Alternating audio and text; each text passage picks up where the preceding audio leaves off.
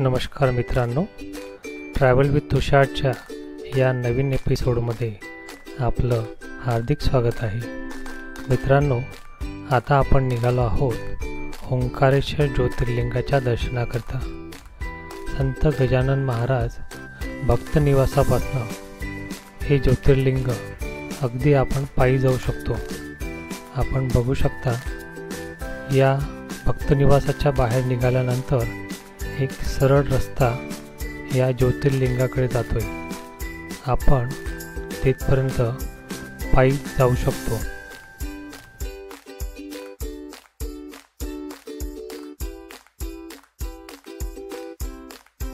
या बोर्डपासून आपल्याला डावीकडे वळायचे आहे। डावीकडे वळल्यावरती या मंदिराच्या बाहेरील मार्केट सुरू होतं। या ठिकाणी खूप सारी छोटी छोटी खेळण्यांची, सौंदर्य प्रसाधनांची दुकाने आहेत।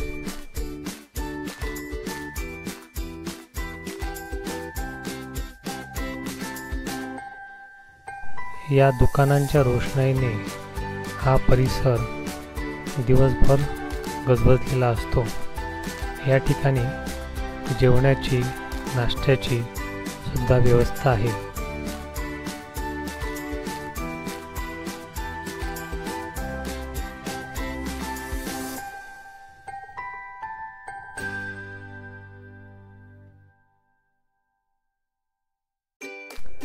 याच रस्त्याने पुढे चालत जाऊन आपल्याला ओंकारेश्वर ज्योतिर्लिंगाच्या दर्शनाकरता जायचे आहे। इथून पुढच्या बाजूला गेले असता उजव्या बाजूला एक पूल आहे। त्या पुलावरती चढून नंतर आपल्याला मंदिराच्या आतमध्ये दर्शनाकरता प्रवेश करता येतो।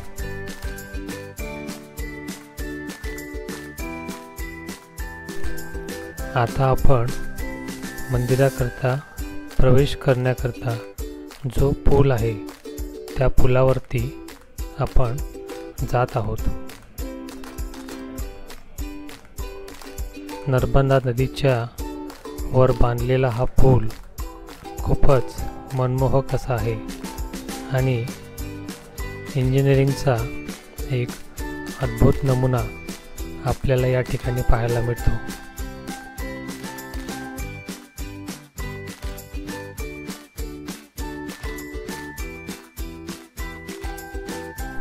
मंदिरामध्ये दर्शनाला जाण्यापूर्वी मंदिरामधील पूजेच्या, अभिषेकाच्या वेळा ज्या मागच्या व्हिडिओमध्ये मी आपल्याला सांगितलेल्या आहेत, त्या एक वेळा मागील व्हिडिओ बघून त्या वेळेनुसारच दर्शनाकरता जावे, कारण अशा वेळी गर्दी जास्त असण्याची शक्यता आहे। गर्दी जर जास्त असेल तर त्यावेळी दर्शनाकरता आपल्याला वेळ लागू शकतो।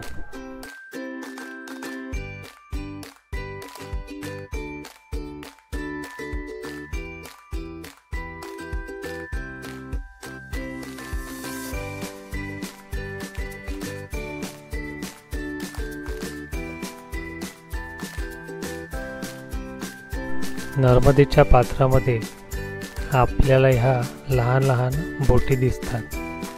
या बोटींमध्ये बसून सुद्धा नर्मदा परिक्रमा करता येते, पण या नदीवरती सध्या एक बांध घातलेला आहे, त्यामुळे पाण्याची पातळी जास्त नसेल तर बोटवाले आपल्याला जास्त लांबपर्यंत नेऊ शकत नाही।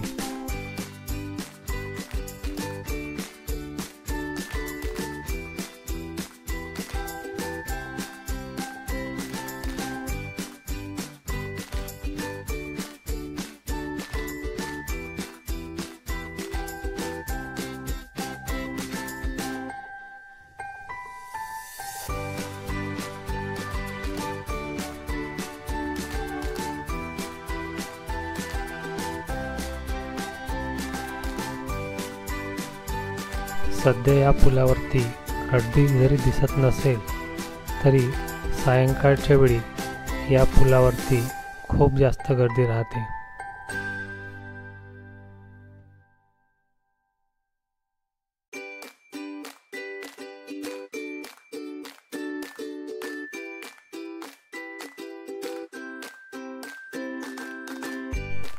पूल संपल्यानंतर सुद्धा आपल्याला लाईनमध्ये लागलेले असताना प्रसाद, बेलपत्र, फुलं हे सगळे मिळतात आणि चप्पल ठेवण्याची व्यवस्था पण तिकडेच आहे.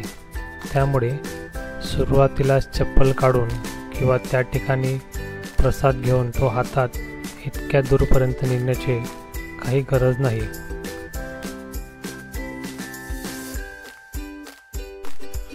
आपण कुठेही धार्मिक स्थळी दर्शनाकरता जात असो किंवा कुठेही फिरण्यासाठी पर्यटन करण्यासाठी जात असेल तर सध्याच्या काळामध्ये शनिवार, रविवार तसेच सुट्टीचे दिवस वगळून इतर दिवशीच अशा ठिकाणी जाण्याचा बेत करावा. कारण सध्या शनिवार, रविवार तसेच सुट्टीच्या दिवशी धार्मिक स्थळे तसेच पर्यटन स्थळे या ठिकाणी खूप जास्त गर्दी असते. अशा वेळी आपली गैरसोय होऊ शकते. म्हणून असे दिवस टाळूनच आपला प्लॅन करावा.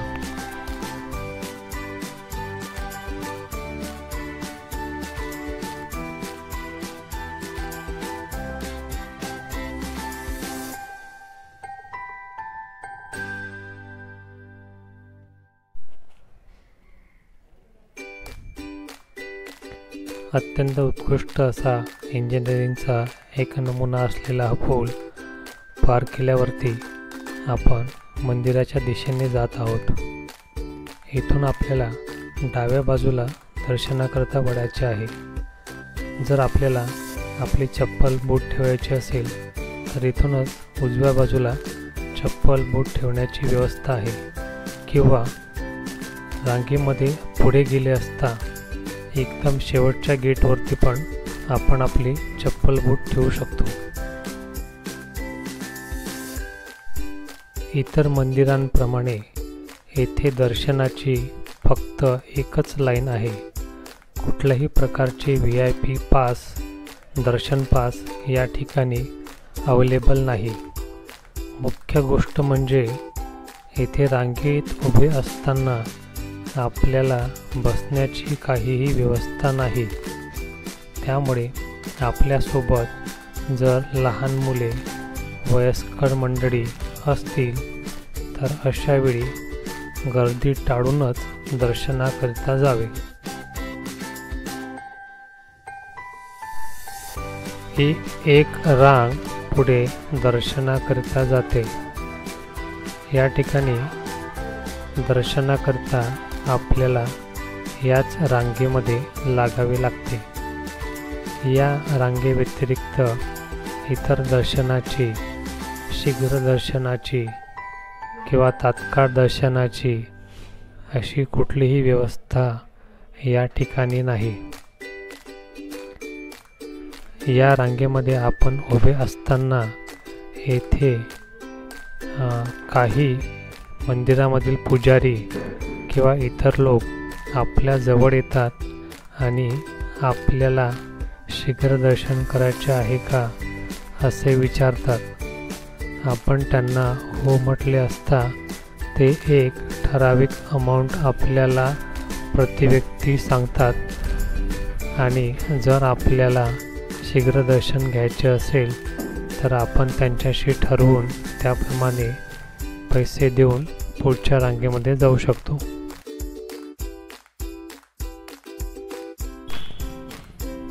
भाविक भक्तांची खूप जास्त गर्दी या मंदिरामध्ये दर्शनाकरता असते.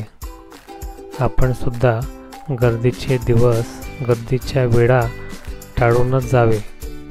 कारण एकदा आपण या रांगेमध्ये प्रवेश केला की इथून परतण्याचा कुठलाही मार्ग नाही. हा मंदिराच्या बाहेरील भागाचा व्हिडिओ आहे। आपण बघू शकता या ठिकाणी काही देणगी काउंटर आहे, ज्या ठिकाणी आपण मंदिराकरता देणगी देऊ शकतो। आमच्या सोबतील वरिष्ठ मंडळी रांगेमध्ये जास्त वेळ उभं राहिल्यामुळे थकली होती, त्यामुळे त्यांनी या ठिकाणी थोडा आराम करून नंतर पुढे दर्शनाकरता जाण्याचे ठरवले।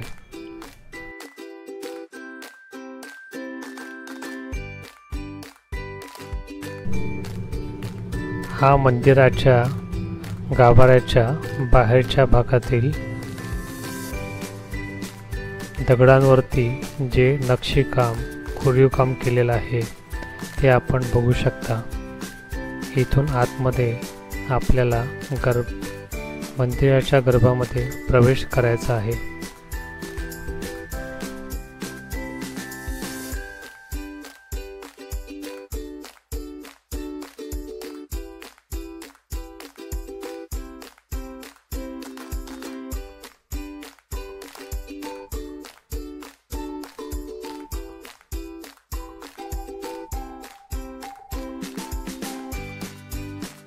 सुंदर असं कोरीव काम या मंदिराच्या या खांबांवरती केलेलं आहे।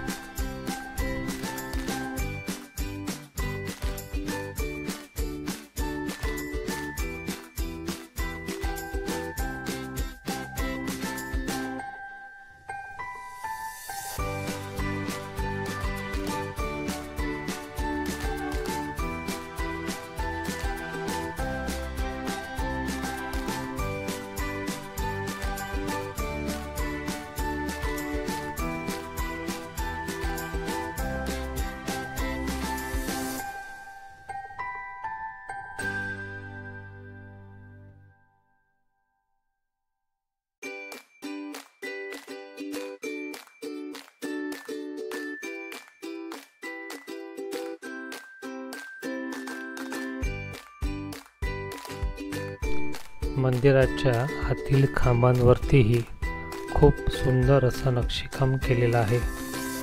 या ठिकाणी आतमध्ये सर्व भाविक भक्तांची दर्शनाकरिता एकच गर्दी होते। अशा वेळी शंकराची पिंड कुठे आहे, ज्योतिर्लिंग कुठे आहे, या घाई गर्दीमध्ये कधीकधी आपल्याला दिसत नाही।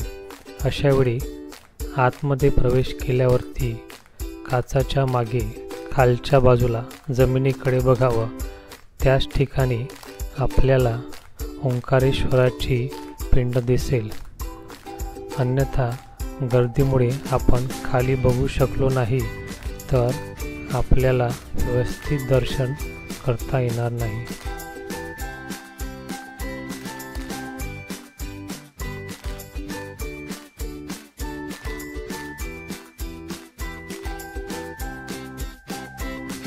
आम्ही दर्शन करून बाहेर निघालो। दर्शनाकरिता जास्त वेळ लागला नाही, परंतु गाभाऱ्याच्या आतमध्ये खूप जास्त गर्दी असल्यामुळे त्या ठिकाणी जास्त वेळ थांबता आला नाही। मंदिराच्या बाहेरील तसेच नर्मदेच्या तटावरील हा रात्रीचा अनुभव खूप छान अशी रोषणाई या नर्मदेच्या काठावरती केलेली आहे। या ठिकाणी आपल्या चप्पल बूट ठेवण्याचे स्टँड आहे, तिथून आपण आपले चप्पल बूट घेऊन परतीच्या प्रवासाकरता जाऊ शकतो। इथपर्यंत आपण सर्वांनी हा व्हिडिओ पाहिला त्याबद्दल आपले खूप खूप आभार।